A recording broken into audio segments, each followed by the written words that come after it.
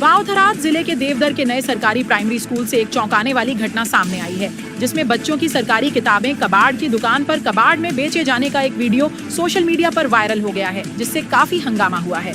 कल एक जागरूक नागरिक ने स्कूल के एक टीचर को कबाड़ की दुकान पर कबाड़ बेचते हुए पकड़ा और पूरी घटना को कैमरे में कैद कर लिया, जिससे एक तरफ सरकार के मुफ्त किताब बांटने के दावों और दूसरी तरफ शिक्षा विभाग की पारदर्शिता पर गंभीर सवाल खड़े हो गए हैं।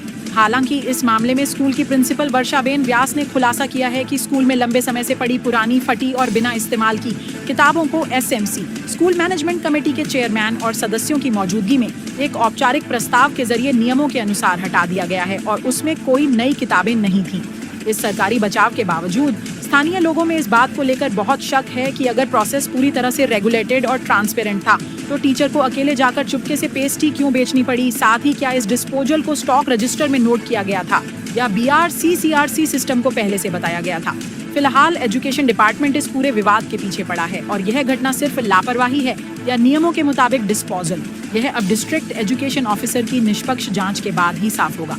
देवदार से जगदीश सोनी, ब्यूरो रिपोर्ट, महानगर मेट्रो।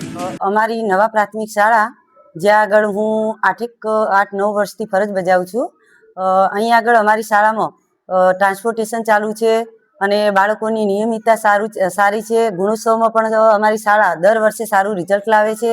CET, NMMS અને PSC જેવી પરીક્ષાઓમાં પણ આખા તાલુકાની અંદર અમારી શાળાના બાળકો સારા પ્રકારે મેરિટમાં આવે છે અને આખો સ્ટાફગણ અને અમે ખૂબ જ મહેનતથી અમારી શાળાનું અમે કામ કરીએ છીએ। શાળામાં FLL નો દર ઘટે, વાંચન લેખન ગણનમાં 100% બાળકો આવે એ માટે પણ અમે સતત પ્રયત્ન કરીએ છીએ।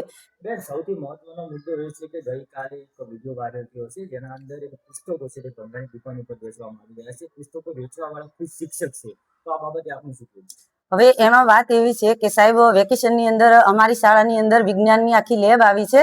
ઓલરેડી અમારે વર્ગો ઓછા હતા તો લેબ માટે એ વર્ગ ફાળવ્યો અને એ વર્ગની અંદર જ અમારે આ જે જૂના પસ્તી હતી પુસ્તકો તો એમાં હતા જ નહીં। બ્રીજ કોર્સ, એકમ કસોટી, દર્પણ, આવી જે વસ્તુઓ, સ્વાધ્યાય પોથીઓ, ચિત્રપોથીઓ બાળકોની આવી વર્ષો જૂની જે પડી હતી એ વર્ગમાં જ પડી રહેતી હતી। પણ હવે વિજ્ઞાન લેબ આવી તો અંદર જગ્યા નથી, તો બારે ઓસરીની અંદર પડી હતી, તો વરસાદની અંદર આ પુસ્તકો પલળી જાય તો અમારી SMC ના સભ્યો અને અધ્યક્ષ મળી અને એમણે અમને વાત કરી કે બેન, આનો નિકાલ કરો અને આ જે પૈસા આવે છે, આ નાણાં આવે છે, એનો આપણે બાળકો માટે ઉપયોગ કરો। જેને ગણવેશની જરૂરિયાત છે, જેને ચોપડા નથી, તો એવા બાળકોને આપણે ચોપડા લાવી અને આ પૈસામાંથી જ અમે જ કરીશું એનો વહીવટ, એવું કહી અને SMC ના અધ્યક્ષ અને SMC ના સભ્યો દ્વારા જ આ જે પસ્તી પડી હતી એનો નિકાલ કરવામાં આવ્યો।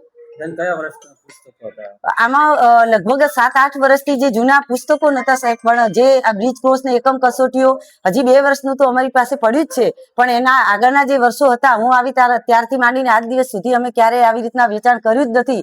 પણ હવે આ વધારે ભેગું થઈ ગયું એટલે અમને એમ થયું કે આનો હવે નિકાલ કરવો પડશે। બારે પડ્યું રહે તો કોઈ અંદર જીવજંતુ કે સાપ કે એવું આવે તો આપણને તકલીફ રહે અને ચોમાસામાં ગંદકી થાય। તો પ્રવેશ ઉત્સવ આવે છે તો પ્રવેશ ઉત્સવ અંતર્ગત આપણા જે માનનીય મુખ્યમંત્રી છે એમણે પણ કાલે કહ્યું હતું કે શાળાને ચોખ્ખી રાખવી।